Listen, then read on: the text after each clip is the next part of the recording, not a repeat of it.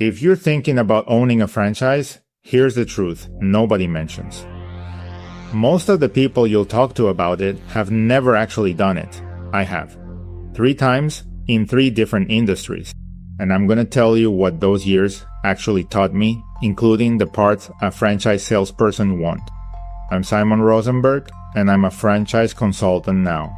But I've sat where you're sitting 3 times. I own franchises in retail, home improvement, and the home services sector. Then I spent 20 years on the other side running the businesses I picked. Built each one from nothing and sold each one with money in my pocket. That's what I'm bringing to this channel. The view from someone who's actually done it and the lessons learned.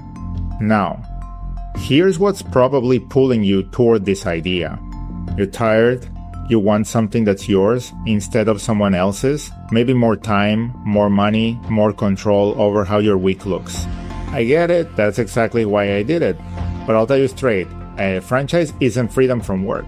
The first year, you'll work harder than you did at your job. The system gives you a way to run a business. It doesn't give you a beach to sit on. What it does give you is this. Every hour you put in builds something, your asset, your equity, the thing you'll sell or pass on someday. The work compounds. That's the whole trade. For some people, that trade is the right one. For others, it isn't. Figuring out which one you are before you sign anything is the work I do. Here's how this usually goes when nobody helps you sort it out. You get fed up at your day job, you start searching online, you land on a polished franchise website, you fill out a form. Within 24 hours, a salesperson calls you. That salesperson is good. They've done this 5,000 times. But their job isn't to find out if this is the right move for you. Their job is to close. They won't show you the 10 brands you'd actually be a better fit for. They won't ask if your savings can carry you through a slow first year. They won't ask if your life has room for what this takes, what you give up, what you'd miss, and what you'd put in. They sell you what they're paid to sell.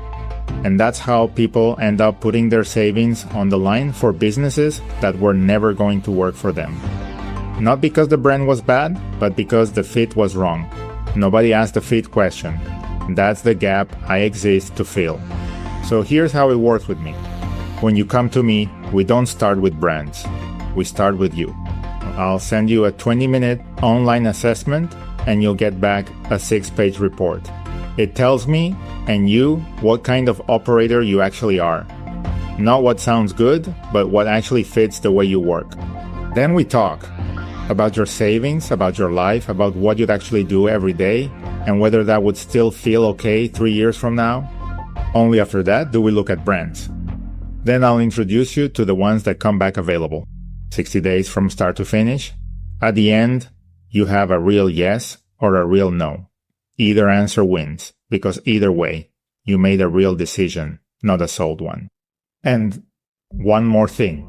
You probably want to know how I get paid, if this is free to you. Fair question. When I make a successful match, the franchise brand compensates me.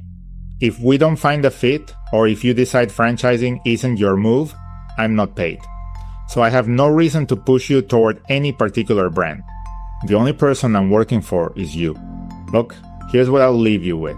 If owning a business has been quietly on your mind, the place to start isn't a franchise, it's you. Take the assessment, 20 minutes, a 6-page report. It'll tell you something useful about how you actually work, whether you ever buy a franchise or not. The link's in the description. And next time on this channel, I'm going to walk through the part of this process most people skip, the part that decides whether owning a franchise works for you before you ever pick a brand. See you in the next one.